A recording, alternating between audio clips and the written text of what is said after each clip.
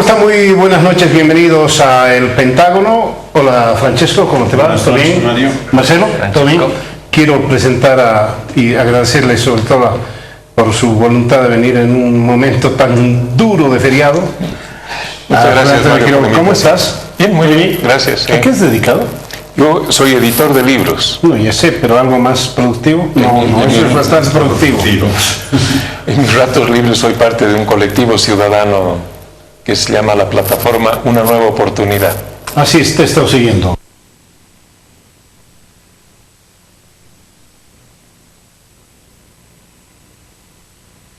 Está de viaje hace mucho tiempo y Ninoska Durán también.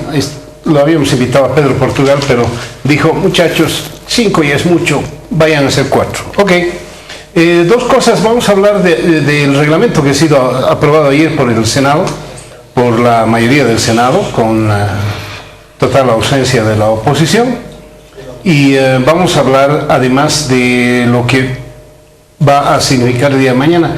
Nos hemos enterado, no sé si eso es absolutamente evidente, que está reunido el gabinete, el Consejo de Ministros, hace 12 horas.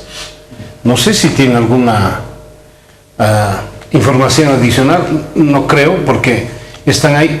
¿Qué puede estar haciendo el gabinete en este instante y desde ya hace 12 horas? No sé. Por ahí están preparando algo para mañana, pero lo de mañana ya sabemos qué es lo que va a ocurrir. Ha habido aumento salarial al básico ante protesta de los empresarios. Algunos trabajadores han hecho el amague de protestar también, así que no tengo idea de lo que pudo haber ocurrido.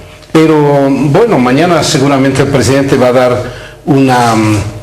algún anuncio, va a hacer al margen de sus tweets históricos que han empezado a aparecer, ¿no? Hay bastante historia en sus tweets, algunos equivocados. La nacionalización también, ¿no? 11 años. 11 años de nacionaliza el Pentágono. Por ahí, sería bueno. Creo que van a inaugurar la planta de Bulo Bulo, la de Urea, mañana. ¿A mañana ya? Seguramente va a haber un acto ahí mostrando que ese es uno de los resultados de la industrialización, etc. Sí, mañana se inaugura. Pero bueno, eso es espectacular porque es, creo, la obra más importante desde el punto de vista económico, ¿no? Hasta ahora. Porque la que se viene, si se viene de propilpolitineno, bueno, esa va a ser de más de 2.000 millones. Esta de más de 1.000. ¿Y eso es donde el Chaco? En el Chaco, sí. Bueno, ya ha salido hoy en todos los medios de comunicación de alcance nacional la convocatoria pública a candidatos y candidatas para la conformación del Tribunal Constitucional Plurinacional, etcétera, etcétera, etcétera. Hay los antecedentes y, bueno, ya hay requisitos, ¿no? ¿Te ha sorprendido algo, Francesco? Sí, hay varias cosas interesantes en este nuevo reglamento. La convocatoria es simplemente una consecuencia del reglamento que se aprobó el día de ayer. El tema es que hay cambios, y algunos bastante llamativos, respecto a la convocatoria del 2011, que recibió muchas críticas, pero más allá de las críticas fue un total fracaso para la justicia y algún día alguien deberá asumir la responsabilidad de haber hecho eso. Hay yo diría, un amarre muy fuerte de la posibilidad de hacer cambio con la Constitución. La Constitución es una camisa de fuerza para la elección de los magistrados.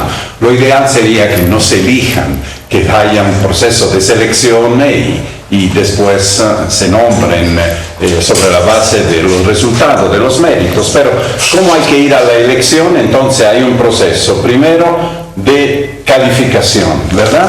Después hay un proceso de preselección que hace la Asamblea Legislativa y finalmente de elección que hace el pueblo.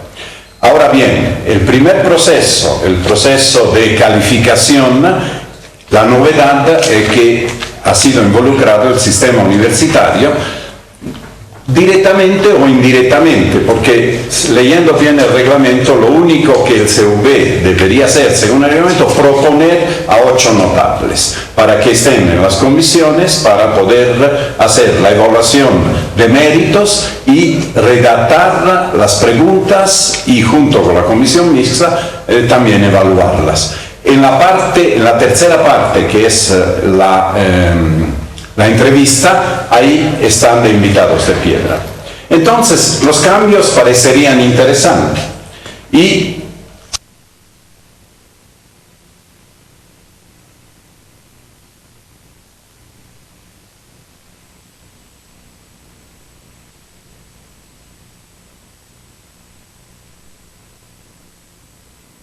algún resquicio, algún avance para mejorar la justicia, tenemos que mejorar la justicia, todos queremos que sea mejor.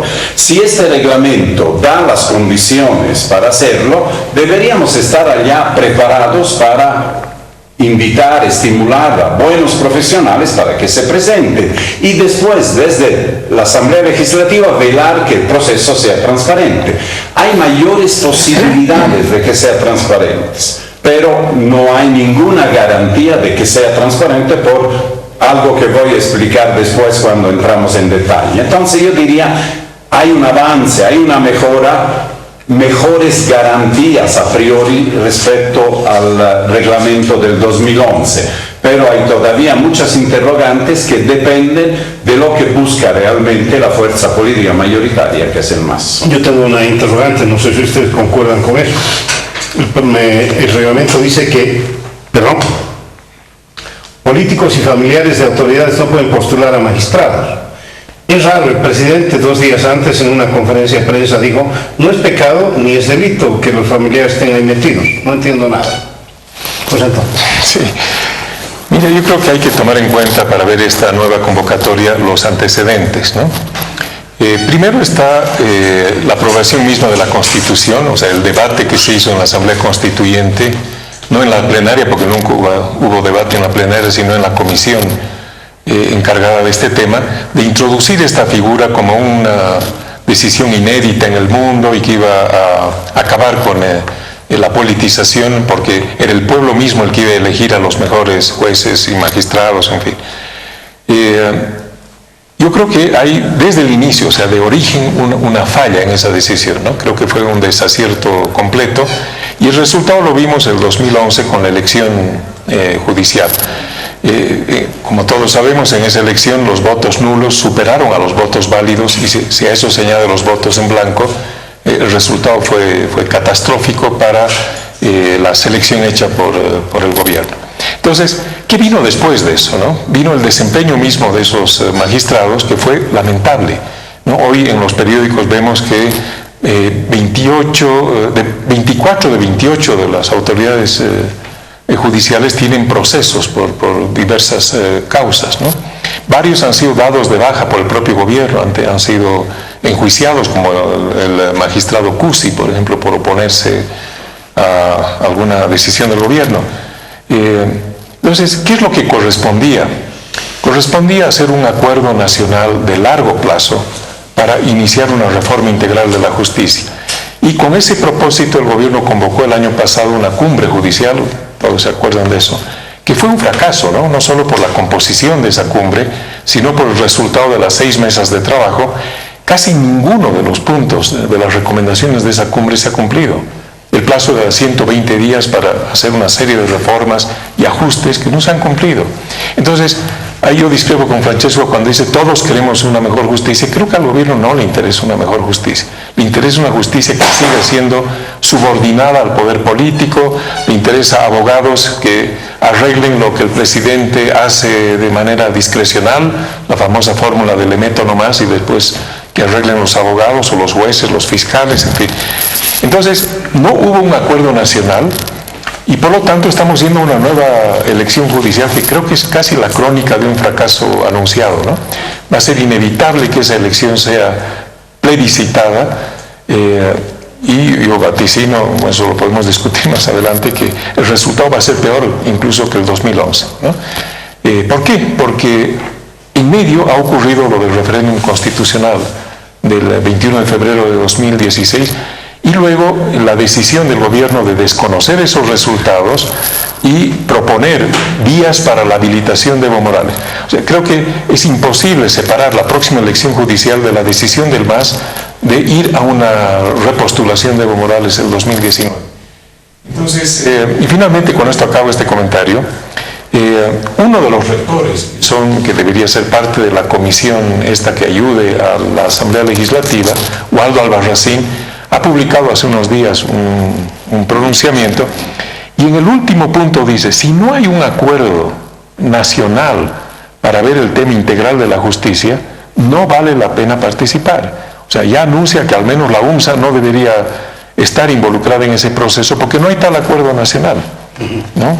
Ese es un primer criterio. A ver, yo creo que aquí podemos coincidir de alguna forma en el hecho de que el proceso de elección, es decir, llevar al voto los cargos de los máximos, las máximas autoridades del órgano judicial, cuando menos es algo muy debatible. Pero eso tiene que ver incluso, creo yo, con una falla de origen que te dice: a ver, la receta es la siguiente: si quieres construir un Estado moderno, lo que tienes que hacer primero es tener una base institucional más o menos sólida, reglas mínimas y básicas que se respeten, y después de eso recién pensar en ampliar la democracia electoral.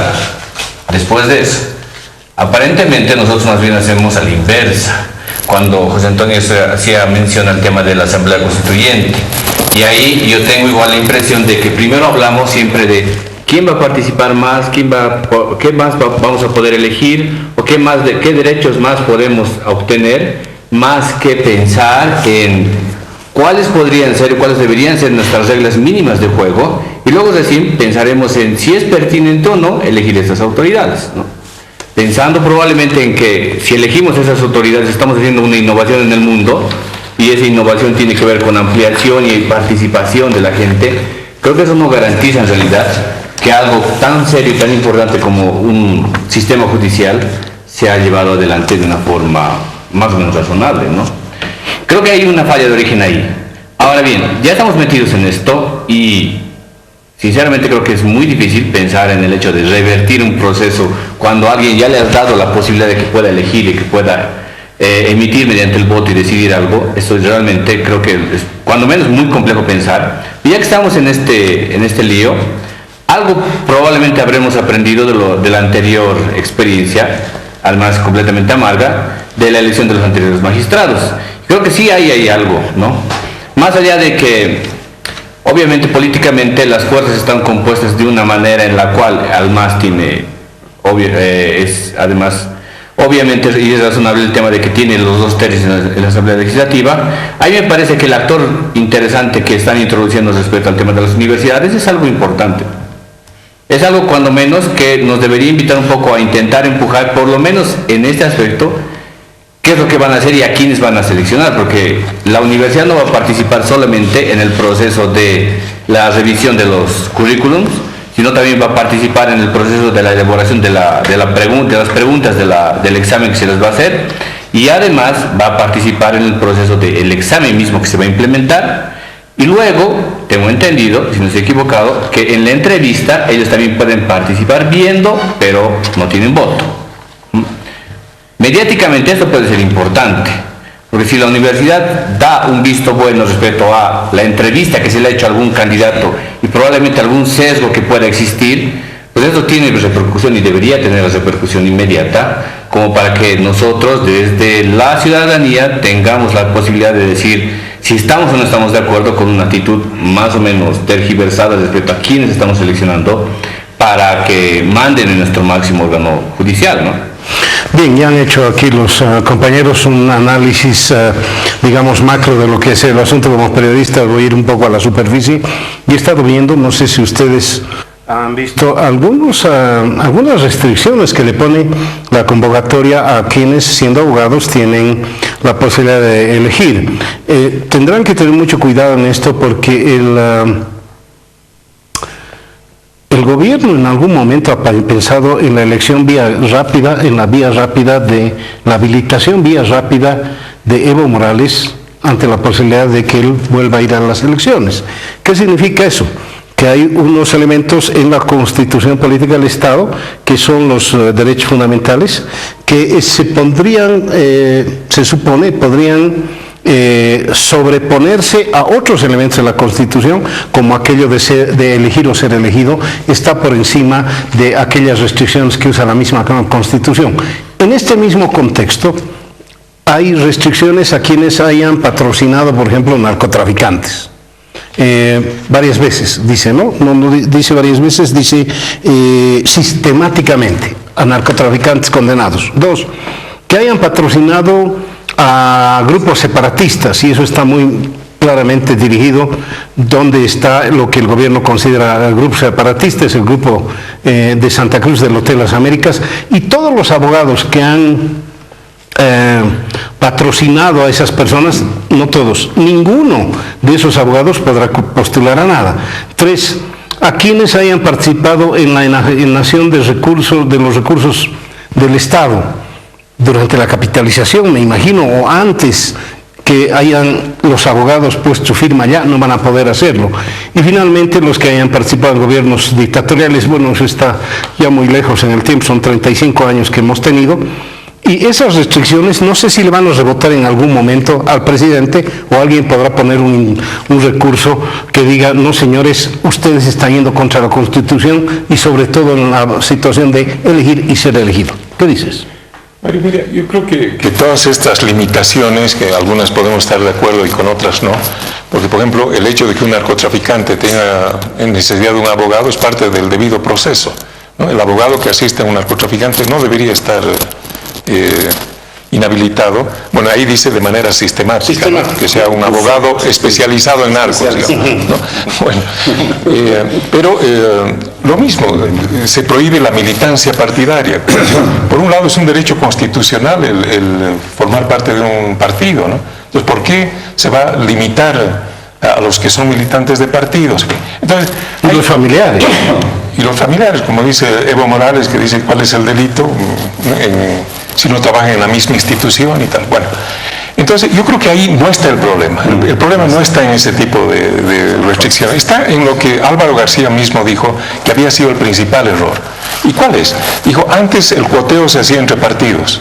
Dice, nosotros hicimos el cuoteo entre organizaciones sociales afines al MAS, obviamente, ¿no? Dice, y reconocemos que fue un error. Ellos sabían que era un error, o sea, no es que se han dado cuenta viendo el resultado final. Cuando se hizo la selección de candidatos del 2011, autoridades importantes en el ámbito de la justicia se opusieron a ese mecanismo de selección. Lo mismo se aplicó, si se acuerdan ustedes, para la elección de los miembros del Tribunal Electoral, ¿no? Se hizo un cuoteo, entonces a los cooperativistas mineros les tocó poner a un vocal, a los sindicatos campesinos a otro vocal, y se los puede identificar con nombre y apellido. Bueno, ahí está el resultado, ¿no? Fue el desempeño de un tribunal electoral desastroso, pero muy funcional obviamente a los intereses del partido de gobierno. Entonces, en el fondo el tema es si queremos o no queremos una justicia independiente. No la hubo en el pasado y ahora menos aún, ¿no? Entonces, si queríamos una reforma importante de la justicia y que esta elección cumpla un rol en esa reforma de la justicia, había que garantizar en primer lugar la independencia. Y finalmente yo creo que el tema de fondo es el que el gobierno no ha quedado entrampado en la siguiente ecuación. No puede simultáneamente continuar con el control de la justicia y ganar las elecciones judiciales. Tenía que ceder en una de las dos cosas. Pero nuevamente ha optado por querer ganar en ambas. O sea, hacer la selección con el maquillaje de la participación del sistema de la universidad, y a la vez quiere con eso ir a ganar las elecciones.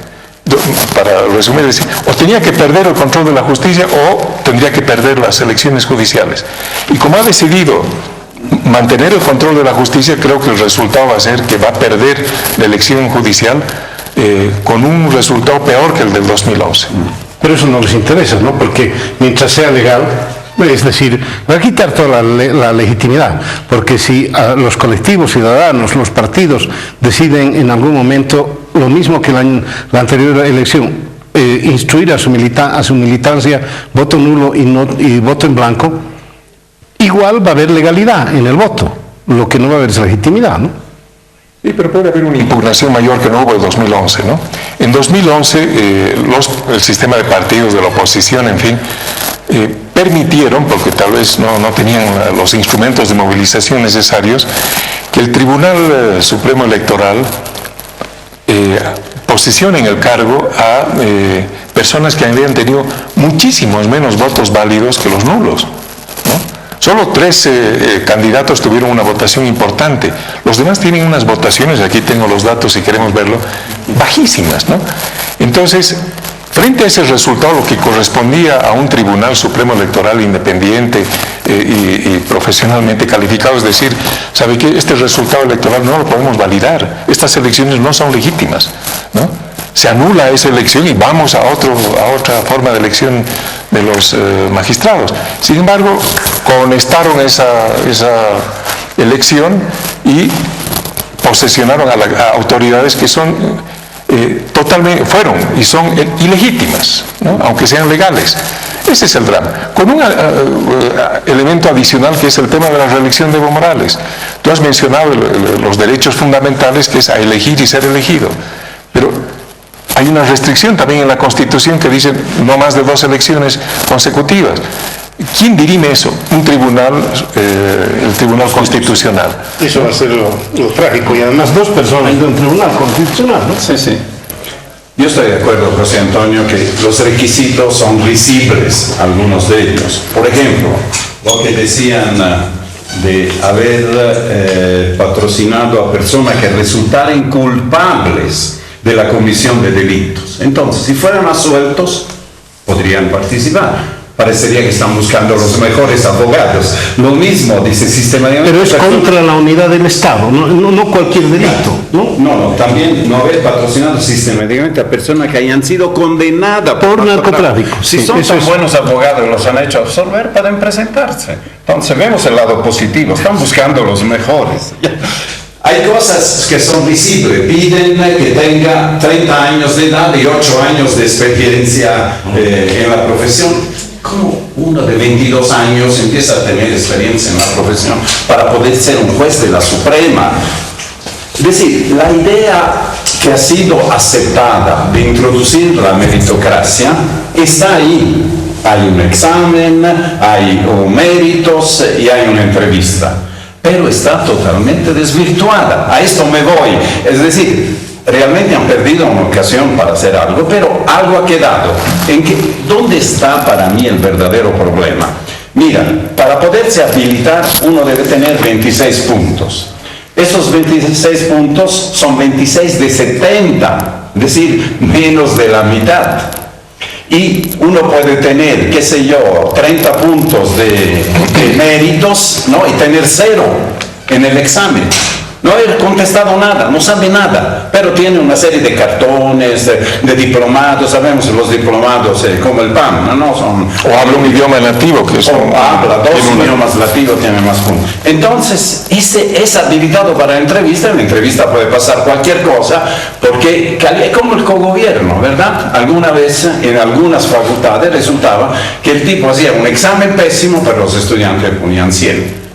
¿Por qué? Porque era el docente que querían, o el candidato querían que ganara. Lo propio va a pasar. ¿Cuál es entonces, digamos, la trampa? ¿Me puedes responder cuál es la trampa? Luego de la producción me está pidiendo que vayamos a un corte. Me voy a olvidar. Anótate, yo te voy a hacer el recuerdo. Luego los mensajes, la trampa. ¿Cuál es la trampa para esto de las elecciones judiciales? En un par de minutitos volvemos.